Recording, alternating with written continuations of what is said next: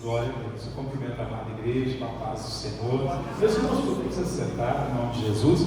Nós vamos estar fazendo a leitura introdutória da lição de hoje e nós louvamos muito a Deus por essa oportunidade de estarmos mais uma vez podendo ministrar ao coração da igreja do Senhor aqui na Vida Boa. Nós sempre temos uma alegria muito grande quando o pastor Adilson, o pastor Pio ou qualquer outro dirigente de trabalhos aqui na igreja nos convida para estar falando a palavra de Deus. Meus irmãos, nós recebemos o ministério do Senhor de estar trabalhando com o ensino da palavra há cerca de 12 anos atrás. E o Senhor nos confirmou, pela graça dele, misericórdia, nos confirmou nesse ministério de estar ensinando a palavra do Senhor.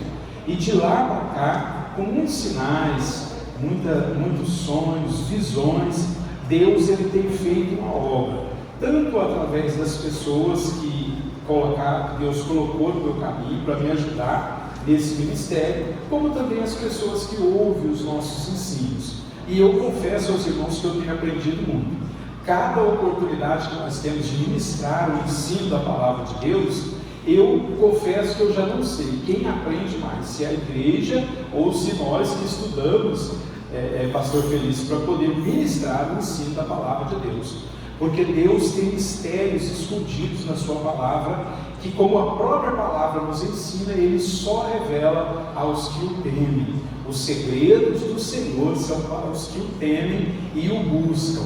Então, a cada dia que nós temos a oportunidade de vir para a casa de Deus, estudar a santa palavra de Deus e conferir nas Escrituras se estas coisas são realmente assim, é uma oportunidade única e maravilhosa. Eu espero que nesta manhã o Senhor possa nos ensinar um pouco mais dos seus mistérios e das grandezas dele na sua sagrada palavra.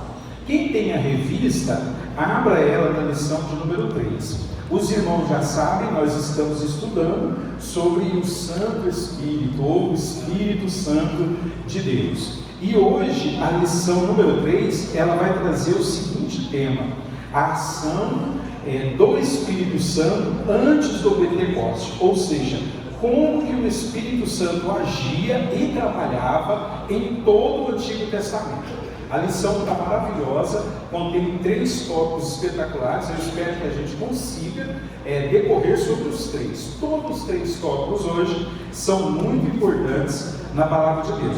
Se você não tem a revista, você pode escolher um texto, porque a leitura inicial nossa aqui, ela está trazendo 4 textos diferentes. Mas não tem problema, se você ler pelo menos um, já está bom. Agora, se você tem a revista, não, aí você lê nela, nós vamos conseguir ler os 3.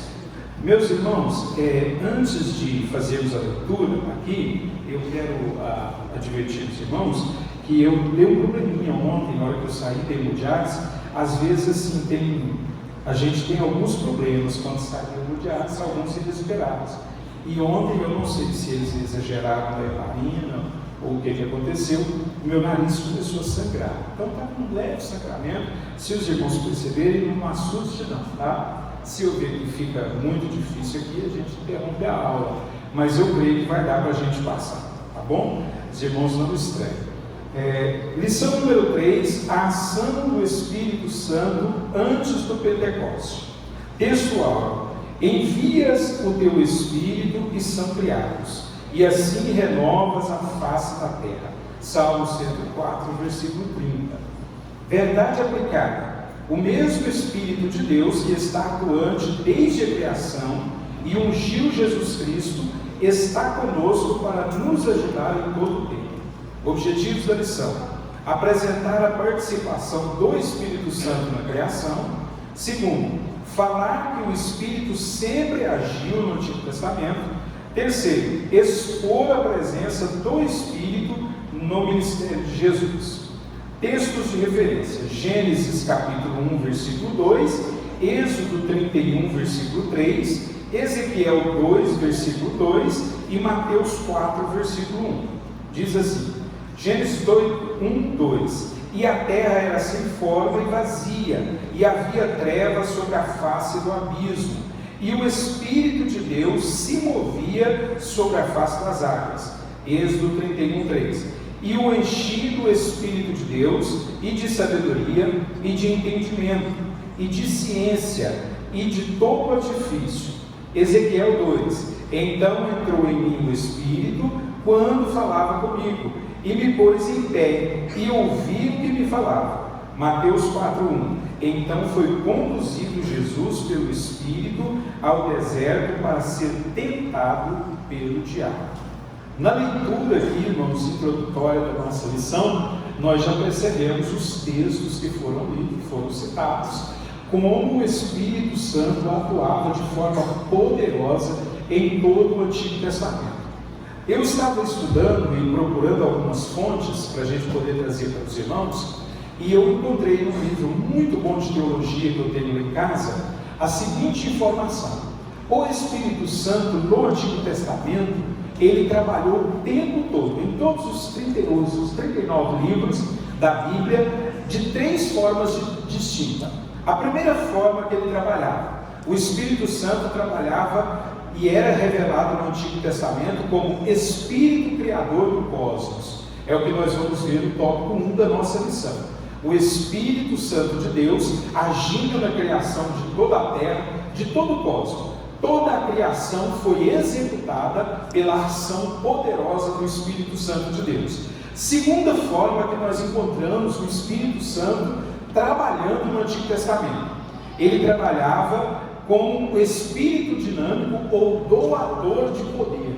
Ele agia sobre a vida de homens. Nós vamos aprender no tópico 2 como é que ele agia. Ele trabalhava, escolhia homens, mulheres às vezes, enchia-nos com o seu espírito, com a sua presença, e estes homens operavam em nome de Deus, e alguns como se fora o próprio Deus. Eles agiam de forma pontual, segundo a vontade e o querer de Deus, para que a obra de Deus fosse manifesta e que tivesse prosseguimento. E a terceira forma, ele age também no Antigo Testamento, de forma mais discreta, mais ponderada, como o Espírito regenerador. Nós encontramos o Espírito Santo regenerando pessoas já no Antigo Testamento. Nós vamos estar aprendendo hoje. No terceiro tópico nós vamos ver muito sobre isso. Mas vamos para a leitura da lição. Vocês têm suas revistas aí? Quem tem as suas revistas? Levante elas para me ver. Muito bom. Quem não tem, se você quiser, para você ter uma compreensão melhor, se assente aí do lado de quem tem, e nós vamos acompanhar. O tópico 1 da nossa revista diz assim: o Espírito na criação. O item 1 diz: a ação do Espírito Santo na criação. Meus irmãos, já no versículo 2 do livro de Gênesis, nós já encontramos a referência à pessoa do Espírito Santo. A Bíblia diz que a terra era sem forma e vazia, e o Espírito de Deus pairava sobre as águas. Algumas traduções traz a ideia de varria sobre as águas. O Espírito de Deus já estava sobre a primeira imagem ou o primeiro conceito que nós temos da Bíblia sobre a forma da terra. Deus foi criando as coisas paulatinamente, com muita ordem, com muita decência, como é própria de Deus, né? Hoje nós, principalmente que somos pentecostais, às vezes a gente tem uma visão assim, meio bagunçada das coisas de Deus, né? Eu não sei vocês, mas eu já tive essa sensação. Às vezes a gente não consegue entender coisa com coisa. A gente fica recebendo uma coisa de Deus aqui, outra coisa ali. A gente vai numa igreja, ouve uma coisa, assiste um vídeo, ouve outra. A gente ouve um pastor pregar, ele tem uma linha teológica, e ouve um profeta falar, ele parece que pensa diferente e fica aquela bagunça, né? Mas, meus irmãos, eu vou dizer uma coisa para vocês: essa bagunça, ela só perdura enquanto a gente não vai estudar o texto bíblico. Porque quando nós vamos para a palavra de Deus, já no livro de Gênesis, no primeiro capítulo, a gente vê Deus criando todo o cosmos em perfeita ordem. Deus não faz nada com desordem. Talvez no momento você não entenda, não perceba, não consiga fazer aquela leitura do quadro todo, mas quando você se afasta humildemente e observa a palavra de Deus, aí você consegue compreender as coisas. Você vai juntando coisa com coisa, Você lembra do que Deus falou através de um profeta há 10 anos atrás? Aí você lembra de uma mensagem que o pastor pregou há 6 anos atrás? Você lembra de uma atitude errada do irmão com você há 4 anos atrás? Você lembra de um erro que você cometeu, que Deus falou para você não fazer, você insistiu e fez, como ele deu errado? Aí você vai juntando tudo e faz como os crentes bereanos, né? Compara tudo pela palavra, aí você tem que se assentar humildemente e dizer: Senhor, está tudo certo, quem está em desordem é o meu entendimento. Pela palavra de Deus, nós observamos esta ordem. A Bíblia nos diz que a terra era sem forma e vazia. Meus irmãos, olha que coisa interessante. A Bíblia diz no versículo 1 de Gênesis que foi Deus quem criou a terra, mas a terra era sem forma e vazia. Como é que pode um Deus perfeito, que cria todas as coisas, que nos deu o privilégio de vermos, sentirmos, cheirarmos substâncias, né? Tudo para nós depende dessa correlação, olharmos, vermos, sentirmos, né? Mas agora a Bíblia nos diz que Deus criou uma terra sem forma e vazia.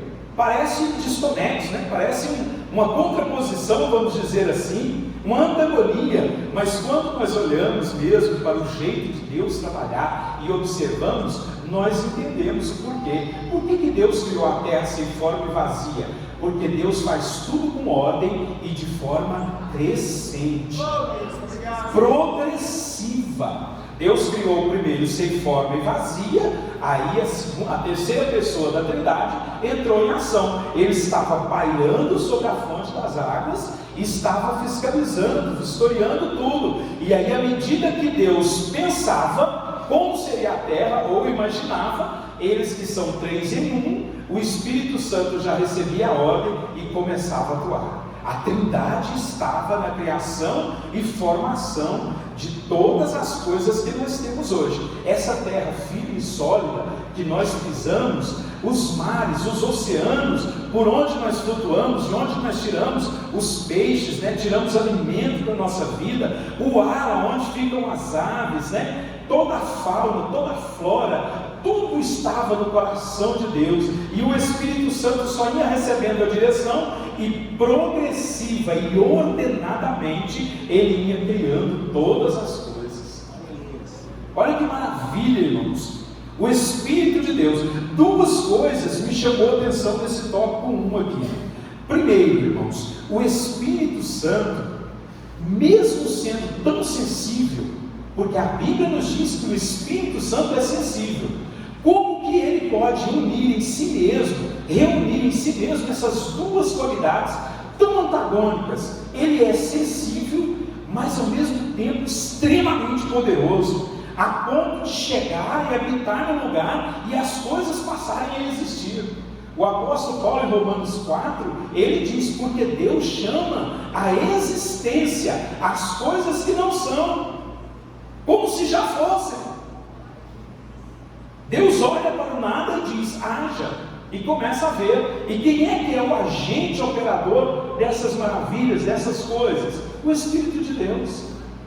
A cura, os sinais, prodígios, nós vamos aprender nas próximas aulas sobre os dons do Espírito Santo, como que eles operam. Existe um dom do Espírito Santo chamado maravilhas, dons de maravilhas, que o Espírito Santo, diante da ministração do profeta, do vaso, do instrumento, ele opera maravilha. Irmãos, esses dias eu estava assistindo um vídeo no Instagram, um pastor lá na Colômbia, ele estava orando por uma criança, a criança chegou numa cadeira de roda, completamente deficiente, toda atrofiada, e aí a igreja, depois a igreja de pé, a igreja foi orando, cantando louvores, e ele foi orando por aquela criança, e mandou um cinegrafista filmar a criança, e a criança foi restabelecendo a forma, e saiu e levantou, e ele mandou a criança correr. Eu sei que muitas vezes Satanás quer pôr um sentimento de incredulidade, mas irmãos, contra fatos não há argumento. Aquilo que nós estamos vendo, o Espírito do Senhor tem esse poder, e me chama muita atenção como que pode uma pessoa tão sensível, tão meiga, tão dada à santidade, que nós temos que lutar para senti-lo, como que pode ser tão poderoso? Esses dias eu estava conversando com o irmão, e eu estava falando: meu irmão, a gente fica nesse temor, nesse medo aí, desse Putin, desses outros líderes loucos, provocar uma terceira guerra mundial. Mas a pessoa mais poderosa do mundo está ao nosso lar. A Bíblia diz que Ele habita dentro de nós, e é o Espírito Santo do Senhor. Pastor Valdimar, qual pessoa tem o poder de entrar na mente de uma pessoa e mudar o pensamento da pessoa? A pessoa está indo nessa direção, está dizendo, eu vou fazer assim, eu vou fazer assado. O Espírito do Senhor vem sobre a mente dela, em um segundo, ele muda completamente e volta ao lugar que ele estava. E aí ele faz como Paulo, olha para o Senhor e diz, Senhor, quem és tu? Quando nós estávamos dirigindo, a minha esposa está aqui de testemunho, quando nós dirigimos a segunda igreja lá em São Paulo, irmãos, às vezes a gente estava na correria do fim de semana, escola bíblica, visita, não dava para preparar as coisas, os assuntos para tratar no culto da noite. A gente tirava um tempinho, domingo à tarde, ia fazer uma oração, aí começava a chegar os telefonemas dos irmãos, pastor, tem que resolver isso, pastor, tem que resolver aquilo, o irmão fulano fez tal coisa. Aí sabe como é que nós saímos de casa? A gente já saía revestido de marra e de ira. Preta, nós vamos chegar lá e nós vamos reunir com aquela irmã na sala lá de conselho, e nós vamos fazer isso. Chega, hoje nós temos que dar um fim nisso. Aí o pastor Valdimar chegávamos com um bom assembleiano, primeira coisa, nós subíamos o culto, dobrávamos o joelho, então lá Deus. Quando a gente estava orando, o Espírito Santo vinha com aquela leiguice e aquele poder irresistível e falava no nosso ouvido assim, Luiz, você não vai fazer isso. Você nem ouse tratar minha filha e meu filho desse jeito. Você vai fazer assim, assim e assim. E quando não sabe o que ele falava, você não vai fazer assim. Tá bom, Senhor, que jeito que eu vou fazer? Você não vai fazer nada. Sou eu que vou fazer. Irmãos, não chama a atenção de nós nesse espírito, nesse aspecto da criação do universo, essa sensibilidade e ao mesmo tempo esse poder. E a palavra que eu trago como professor da palavra de Deus para você é o que está escrito em Hebreus: se hoje ouvires a voz do Espírito Santo, não resistais, como ensinou o apóstolo Paulo aos Coríntios. Irmãos, não endureçais o vosso coração, como o povo de Deus fez no deserto. Se o Espírito Santo falar com você de forma meiga, e talvez você ainda está durão, ainda muito na carne, querendo resistir, não, Senhor, mas eu quero fazer, eu quero agir, porque eu já tenho um projeto, eu já planejei, eu já estou com tudo moldado no meu coração. Oh, meu querido, ouve a doce voz do Espírito Santo, porque Ele é poderoso, e dura coisa é vir contra o nosso Deus. A Bíblia diz que o nosso Deus é fogo consumidor. Pela sua palavra, Ele ordena as coisas que hão de ser, e como disse Davi, o Senhor perfeitamente aplana o nosso caminho. Deixa Deus dirigir a sua vida. Ah, pastor, mas está muito fraquinho, está muito frouxinho. Não, espera chegar a hora da coisa para você ver. O Espírito Santo é poderoso, irmãos. A hora que Ele pôr a mão nessa causa sua aí, vai dissolver. A hora que Ele for lá fazer uma visita para os seus inimigos, os que estão se levantando contra você, o coração deles vão se derreter. A hora que Ele se levantar com a doçura e a meiguice dele, os ferrolhos cairão e Ele estabelecerá tudo o que Ele tem proposto acerca de você. Porque é isso que a palavra de Deus nos ensina. O Espírito Santo 12 é um Espírito Santo poderoso. Segunda coisa que nos chama a atenção ainda nesse tópico 1 aqui, que eu queria destacar com os irmãos, meus irmãos, o Espírito Santo já estava trabalhando antes do Pentecostes e na criação. Uma outra coisa que nos chama muita atenção nisso aqui: o nosso Deus, através do Espírito Santo, não é um espírito de improviso. Guarde bem isso. O Espírito Santo é um espírito de projeto. Deus, Ele trabalha com projeto.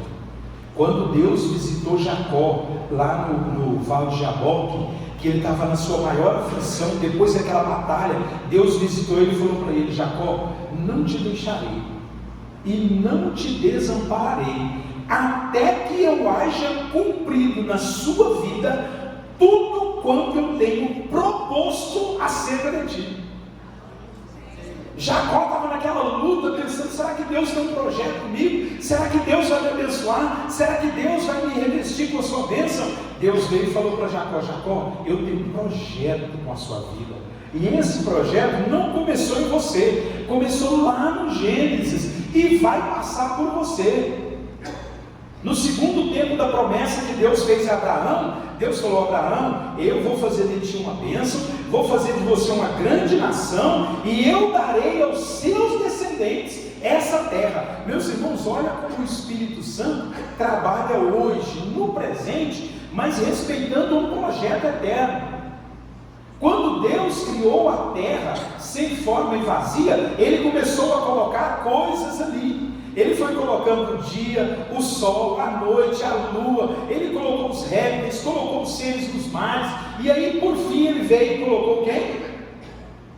Quem que Ele colocou? O homem e a mulher. Olha como Deus trabalha, irmãos, baseado em projeto. Nós é que somos assim desordenados, né?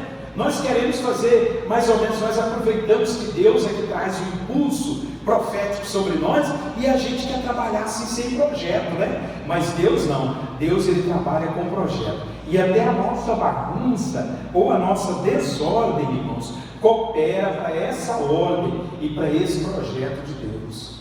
Olhe para o irmão que está do seu lado nessa manhã e diga assim: Deus tem um projeto sobre a sua vida. Pastor, mas eu estou meio perdido. Eu estou igual José quando foi procurar seus irmãos. Eu estou meio perdido. Pois é, a Bíblia diz naquele mesmo texto que Deus enviou um varão. Apareceu um varão do nada lá e orientou José. Deus também vai enviar uma orientação para a sua vida, porque você faz parte de um projeto eterno. Lá no Gênesis já havia menção da sua vida. Deus sabe o seu nome muito antes de você nascer. Deus já sabia qual seria seu CPF, a sua identidade, as casas onde você moraria, os seus dias de tristeza, os dias de aflição. Deus conhece tudo a seu respeito. Deus sabe os seus dias que você vai ter de alegria, o dia que você vai dormir no Senhor, como é que você vai passar a eternidade, porque Deus tem um projeto total, e Ele começou lá na criação da terra. Deus não fez o homem e depois ficou correndo, estabanado. Agora, onde é que eu vou colocar o homem? Como é que eu vou fazer para colocar a mulher? Não, Deus foi criando coisa após coisa, ordenadamente, progressivamente. Aí Ele falou assim: agora eu vou criar um casal aqui de seres que vai dominar sobre tudo. Aleluia. Aí Deus criou eu, Deus criou você, Deus criou nós. Olha que maravilha, irmãos. Esse Espírito doce agiu. Você pode se alegrar com isso nessa manhã? Quando você foi feito, todos nós pensamos, né? E os nossos professores nos induzem a pensar que foi vontade do nosso pai e da nossa mãe. Mas eu quero dizer para você que na eternidade foi vontade absoluta de Deus. Eu e você, nós somos resultados da vontade e da ação do Espírito Santo de Deus. Tópico 2. Nós vamos agora para o tópico 2, onde nós vamos aprender que o Espírito Santo, além de agir na criação, ele agiu também no Antigo Testamento, capacitando homens. E aqui nós temos 3 alusões que o autor da revista nos faz. Primeiro, ele diz o seguinte: que o Espírito Santo, olha que coisa interessante isso aqui, irmãos, agiu capacitando homens para talentos naturais. Daqui a alguns dias, quando nós estivermos estudando os dons do Espírito Santo, nós vamos estar passando para os irmãos. Eu vou estar lecionando a primeira aula sobre os dons, e nós vamos estar passando para os irmãos alguma coisa sobre os dons naturais. Eu espero poder passar para os irmãos algumas coisas sobre os dons naturais. No Antigo Testamento não havia a manifestação abundante e completa do Espírito Santo em forma de dons, mas ele já agia, e ele capacitava homens com habilidades especiais para fazer coisas. Hoje em dia nós temos muito, está em alta hoje os cursos técnicos, para ensinar as pessoas a fazer as coisas como devem ser feitas. E irmãos, eu digo uma coisa para os irmãos: aqui é um desafio de fé, tá? Não é para todos. A Bíblia diz que a fé não é de todos. E o apóstolo Paulo, em Romanos 14, ele diz o seguinte: que se nós não temos fé para determinadas coisas, então nós não devemos fazê-las. Tá bom? Então, o que eu digo para os irmãos aqui é uma questão de fé. Hoje nós estamos vivendo um tempo em que as pessoas precisam ser capacitadas. Por quê? As inovações tecnológicas são muito grandes, né? Nós temos hoje múltiplas funções nas pessoas, nós temos máquinas com múltiplas funções também, e que nós temos que aprender como operá-las, senão nós não vamos sobreviver, né? O meio de trabalho hoje exige isso de nós. Mas a palavra de Deus nos diz que o Espírito Santo, ele capacita e ele dá habilidades para as pessoas, não só como o pastor Valdemar citou aqui, para resolver problemas, mas habilidades mesmo de dons naturais. Você crê que o Espírito Santo possa te capacitar ou te dar uma habilidade de fazer ou desenvolver uma determinada função que até então você nunca teve? Quem aqui crê de verdade que isso pode acontecer? Por exemplo, eu vou dar um exemplo para vocês. Eu não sei costurar. Eu sei costurar alguma coisa na mão, porque quando eu era pequeno, minha mãe ensinava todas as funções, entre aspas, femininas, ela ensinava para nós, os homens. E ela, não sei porquê, ela gostava de ensinar as coisas, que era mais na época da área das mulheres, para mim. Então eu aprendi a costurar com a mão, mas eu não sei costurar com uma máquina. Você crê que, se não for possível você adquirir ou fazer um curso para costurar em máquinas, você crê que o Espírito Santo pode te dar esse talento? Você crê que pode? Mas é claro que pode. E nós vamos aprender na primeira aula sobre os dons, que é a quinta lição, que os dons naturais, ao contrário do que nós pensamos, irmã, os dons naturais também são doação do Senhor. Foi o Espírito Santo que nos doou lá no ventre da nossa mãe. Nós vamos aprender mais detalhadamente sobre isso depois, com a inspiração e o poder do Espírito Santo, que nós nascemos com os dons que nós temos, pastor Valdemar. Agora, nós somos seres tão complexos, pastor Felício, e temos uma capacidade tão grande, que a ciência já comprovou, que por mais que se estude sobre o nosso cérebro, sobre a nossa memória e a nossa inteligência, nós só temos desenvolvido até hoje 5%. Imagina o potencial que há na nossa mente. E os dons naturais, os talentos e as habilidades para desenvolver funções, elas são geradas por Deus, estão em nós, e a maior parte delas ainda estão por ser desenvolvida. Aí vem uma palavra de advertência para os preguiçosos, né? Ai, porque eu não sei fazer isso. Eu já ouvi, um dia eu estava conversando com uma irmã, e ela já era assim de uma idade mais avançada, e Deus ainda não havia premiado ela como varão, e ela estava esperando insistentemente na igreja. Aí às vezes eu ia conversar com ela: como é que está, irmã? E ela orando. Aí eu volta e meia eu perguntava, porque a gente que é pastor é preocupado com essas coisas, né? Porque às vezes a pessoa está esperando, mas não se preparando, está só esperando Deus, e Deus está ali esperando ela se preparar para poder entregar a bênção dela, para ela ser uma esposa plena, ou ele ser um esposo pleno. Aí eu perguntei para ela: quais são as suas habilidades, assim, que você mais se destaca dentro do lar? Aí ela: pastor, não gosto de cozinhar. É complicado. Aí eu falei: irmã, mas vem cá, você não gosta ou você não sabe lidar na cozinha? Não, pastor, eu acho que as duas coisas, eu não gosto e não sei. Eu falei: pois é. Pastor, mas eu não tenho, eu já tentei, minha mãe me ensina, mas eu não consigo. Irmã, deixa eu dizer uma coisa para você: não se limite nem se reduza. O Espírito Santo te fez com capacidade para aprender e desenvolver qualquer coisa em qualquer habilidade. Quando eu estudava na minha adolescência, tinha umas matérias que eu tinha tanta dificuldade que às vezes eu olhava para elas e falava: eu não sei, eu não consigo, essa matéria não é para mim. Irmãos, hoje eu chego lá e vejo meu filho estudando, aí fico de rabo de olho lá olhando a matéria dele. No tempinho que ele está estudando, eu aprendo. Eu faço minhas pesquisas, né, para trazer as aulas para os irmãos. Aí eu entro no YouTube, faço pesquisa, pego meus livros, vou ler. Às vezes tem citações de matemática, química, biologia, e eu dou uma lida ali por cima, irmão, eu compreendo tudo.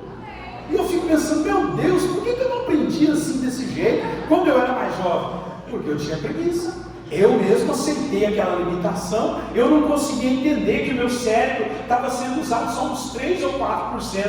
Hoje eu entendo que ele está em expansão e a forma de expandi-lo é conhecimento.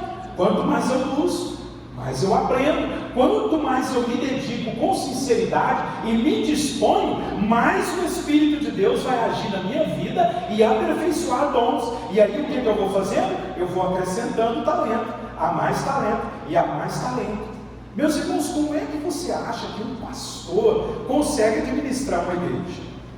Olha uma igreja dessa aqui, irmão Paulo. Nós temos aqui engenheiro, nós temos aqui enfermeiros, nós temos médicos, nós temos agricultor, nós temos empresário, nós temos gente que não tem função nenhuma, vamos promovê-los para muitas funções em nome de Jesus. E nós temos que saber lidar com essas pessoas. Nós temos psicólogos, fisioterapeutas, nós temos pastores, nós temos presbíteros, evangelistas. E quando nós entramos na área da psicologia, nos 4 temperamentos, ou na multiplicação dos 4, olha que complicado, irmãos. Nós temos aqui coléricos, nós temos sanguíneos, nós temos fleumáticos, nós temos melancólicos, e o pastor sabe lidar com todas estas pessoas.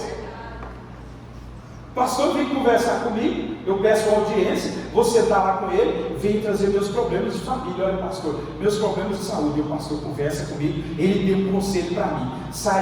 Entra um irmão matemático que quer conversar com ele sobre a faculdade, sobre a matéria que ele está tendo dificuldade, ou sobre o trabalho dele. Aí sai o irmão, entra um empresário que quer conversar sobre finanças, quer saber o que Deus tem para falar com ele, e o pastor vai manobrando tudo ali. Aonde você acha que o pastor adquire essa habilidade? Espírito Santo de Deus. É o Espírito Santo de Deus que nos capacita. Olha como a revista nos traz aqui, que o Espírito Santo capacitou 2 homens para fabricar todo tipo de obra no tabernáculo. Eu queria ler os primeiros versículos desse texto com os irmãos. Abra lá em Êxodo 31, quando Deus está dando a Moisés a ordem para a construção do tabernáculo. Olha as palavras que o próprio Deus disse. Para você que tem medo, irmãos, que está aí recolhido, eu não sou um bom profissional. Meu irmão, deixa eu dizer uma coisa para você. Você que tem esse tipo de medinho bobo, como cristão, você não pode permanecer nessa posição. Porque eu não sei fazer muito bem, eu desenvolvo mais ou menos. Deus está olhando para você com um olhar muito mais avançado. Deus já está pensando em qual talento a mais que Deus vai te dar, e você ainda está preso nesse aí pequeno que você tem. Êxodo 31, apenas alguns versículos. Depois falou o Senhor, olha, Deus falou com Moisés e disse: falou o Senhor a Moisés dizendo: eis que eu tenho chamado por nome a Bezalel, filho de Uri, filho de Ur, da tribo de Judá, e o enchi do Espírito de Deus, de sabedoria e de entendimento e de ciência em todo o artifício. Olha o versículo 4. Para inventar invenções. E inventar invenções aqui, irmão, não é no sentido ruim, não, é no sentido bom. Sabe o que Deus estava dizendo aqui? Eu vou pôr o meu Espírito sobre ele, e um futuro Einstein já vai ter aqui no Antigo Testamento. Sabe aquele arquiteto famoso, Moisés, que vai ter lá no Brasil, lá, aquele tal de Oscar Niemeyer? Já vou ter um aqui, vou derramar meu Espírito sobre ele, e ele vai ser apto em invenções, ele vai inventar invenções, para inventar invenções, e trabalhar em ouro, e em prata, e em cobre. Olha só, irmãos, ourive, capacidade de moldar o ouro, e engavamento de pedras, para engastar, e em artifício de madeira, para trabalhar em todo labor. E eis que eu tenho posto com ele a Oliabe, filho de Aizamaque, da tribo de Dan, e tenho dado sabedoria ao coração de todo aquele que é sábio de coração, para que façam tudo o que tenho ordenado. Irmãos, olha que coisa interessante. Deus está dizendo: eu tenho dado sabedoria a todo aquele que é sábio de coração. O que Deus está querendo dizer aqui? Aqueles dentre as tribos que tinham um coração predisposto. Aqui o texto menciona só esses dois, mas ele está dizendo aqui a todos, porque depois dos dois a obra de Deus não é crescente, não é progressiva. Como que Deus ia dar crescimento à obra só com 2 homens? Não tinha jeito. Aí eles foram recrutando aprendizes, todos aqueles que eram sábios de coração, assim como eu e você nessa manhã, aqueles que se dispõem a aprender da palavra, porque a Bíblia diz que a palavra de Deus traz sabedoria aos nossos corações, e que o princípio da sabedoria é o temor do Senhor. Quando nós nos voltamos e dizemos: Senhor, dá para o Senhor me dar um pouquinho de talento? Olha, eu não estou desenvolvendo bem meu papel, eu estou aqui com desejado, essa função é muito importante, eu tenho uma boa remuneração e eu preciso dar testemunho da sua presença em mim. Senhor, me dá uma capacitação. A Bíblia vai me dizer que o Espírito de Deus vai te encher, porque você já é sábio de coração, você conhece os caminhos, você já tem o Espírito de Deus, e Deus vai te dar da sabedoria dele, e você vai ver que nessa área profissional realmente não há limites para quem tem o Espírito de Deus. Não estou sabendo como saber? Procure o Espírito Santo de Deus, que Deus vai te capacitar. Meus irmãos, tópico 3, nós já estamos partindo para o final. Eu não sei quanto tempo nos falta ainda. 10:30? Tá bom. Acho que vai dar para passar aqui. Ainda tem uma capacitação no item 2. A Bíblia nos diz, e a revista nos traz, que o Espírito Santo capacita os profetas. Como que ele agia no Antigo Testamento? E eu queria falar um pouquinho sobre isso aqui. O Espírito Santo agia capacitando, dando dons e talentos, mas agia também usando os profetas. Quando o Espírito Santo agia através dos homens no Antigo Testamento, havia 2 divisões. Deus é muito ordenado, eu já disse aos irmãos, e ele ungiu 2 classes de pessoas. Ele ungiu alguns homens, preste bem atenção nisso, porque o Espírito vai trazer isso para o Novo Testamento. Ele ungiu uma classe de homens para ser governantes, para serem hábeis em operar e liderar pessoas. O exemplo disso nós temos Josué, nós temos Gideão, nós temos Moisés, nós temos esse próprio aqui, esses 2 que nós mencionamos, que foram homens que atuaram para criar, para gerar coisas e para governar as pessoas. Paralelo a esses, nós temos os profetas, os homens de Deus. E sobre a profecia, ou sobre a forma que os profetas atuavam no Antigo Testamento, nós precisamos aprender um pouco. Por quê, irmãos? Porque o dom ou o ministério de profeta, ele foi transportado do Antigo para o Novo Testamento. Só que nós, principalmente nós, os pentecostais, eu observo muito isso, nós fazemos muita confusão com o ministério do profeta. E às vezes nós fazemos confusão porque nós desconhecemos. Daqui a alguns dias nós vamos aprender sobre o ministério do profeta no Novo Testamento. Mas no Antigo Testamento, o profeta, ele tinha algumas características quando ele trazia a profecia da parte do Senhor. E eu queria destacar algumas aqui. Preste bem atenção. Primeiro, os profetas ou os homens de Deus, eles eram absolutamente inspirados por Deus. E eles agiam ou estavam debaixo desta inspiração de forma repentina.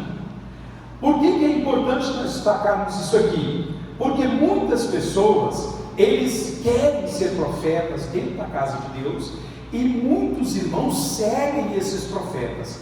Mas Jesus nos advertiu em Mateus 7, versículo 15 a 20, que nós temos que ter cuidado com os falsos profetas. Por quê, irmãos? Porque os falsos profetas já existiam naquele tempo, no Antigo Testamento, e existem hoje também. E como é que nós fazemos a distinção entre um verdadeiro profeta e um falso profeta?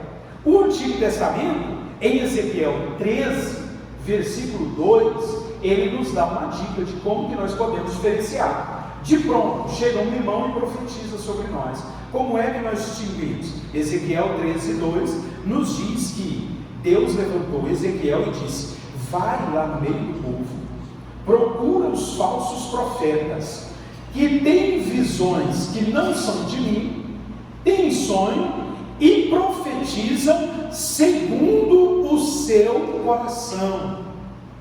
Como é que o falso profeta profetizava no Antigo Testamento? Ele ficava assistindo o movimento, pastor Felício, da igreja, ele ficava conversando com os irmãos, ele se envolvia no meio da multidão, e segundo as coisas que aconteciam, ou que as pessoas falavam, ele planejava a profecia do seu coração. Ele não recebia a inspiração da parte de Deus, ele profetizava segundo o coração.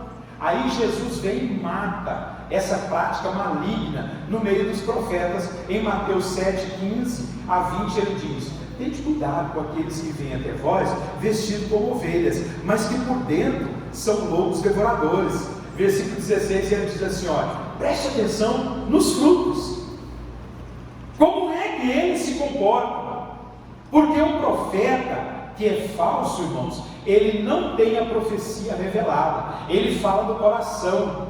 Aí é fácil você saber, porque no dia a dia os frutos dele não são bons.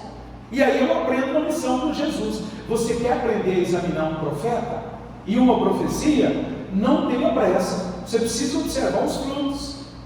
Mas como é que era o profeta de verdade?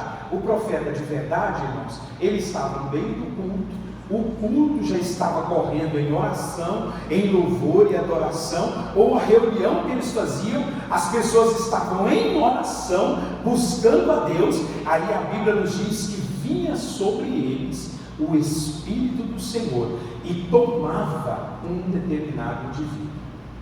Paulo vai falar sobre essa prática em 1 Coríntios 13, e ele diz: irmãos, tem alguém salvo?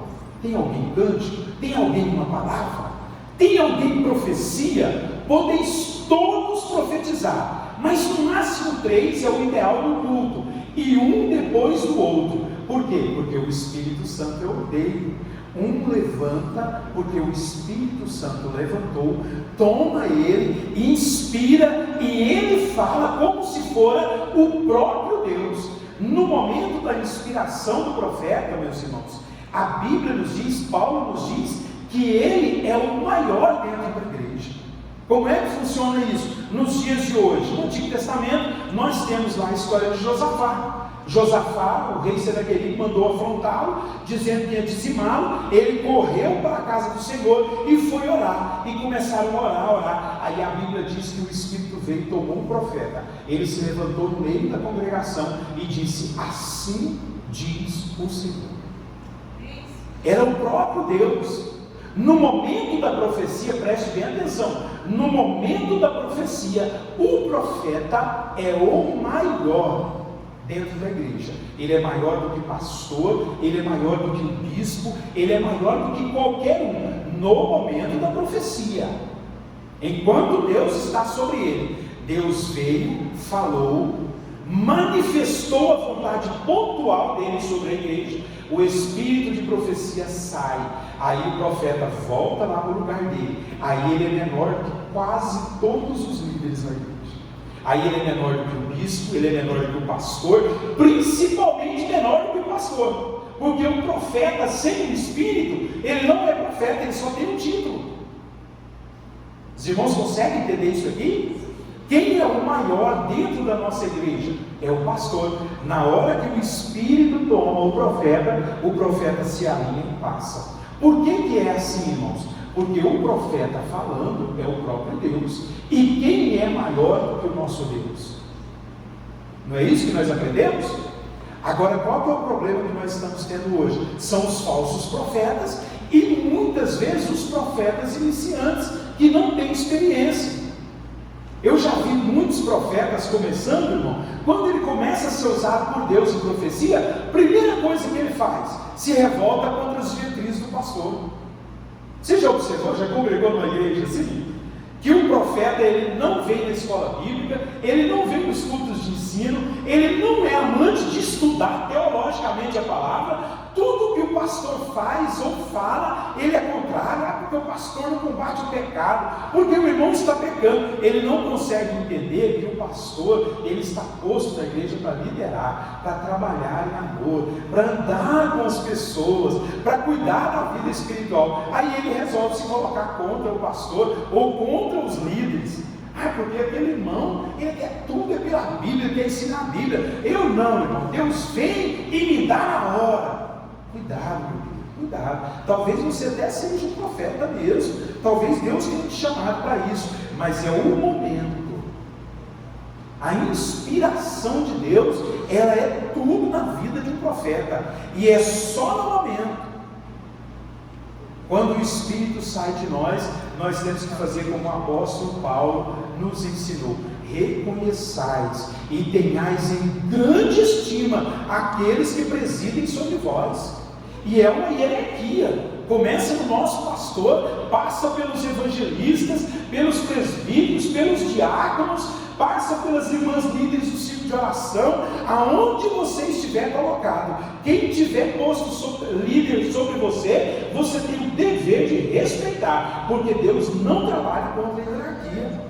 Tem que respeitar e ser submisso. Pastor, mas meu pastor faz muita coisa errada. Irmão, deita no seu travesseiro e dorme, descansa, porque do seu pastor cuida Deus.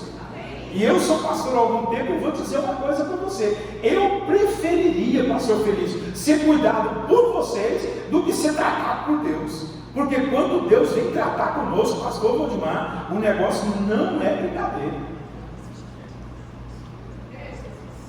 Não é brincadeira. Quando Deus fala com o pastor, irmãos, chama o pastor para o particular, fala: meu filho, vai orar, vai jejuar, que eu quero revelar alguma coisa. Geralmente, irmãos, o negócio é estreito. Só para os irmãos terem uma ideia, eu já estou encerrando e vou devolver para o nosso irmão dirigente. Há cerca de uns 30 dias eu recebi um convite para pregar numa igreja, e o tema era Ezequiel 2, versículo 1: levanta-te, ó filho do homem, e eu falarei contigo.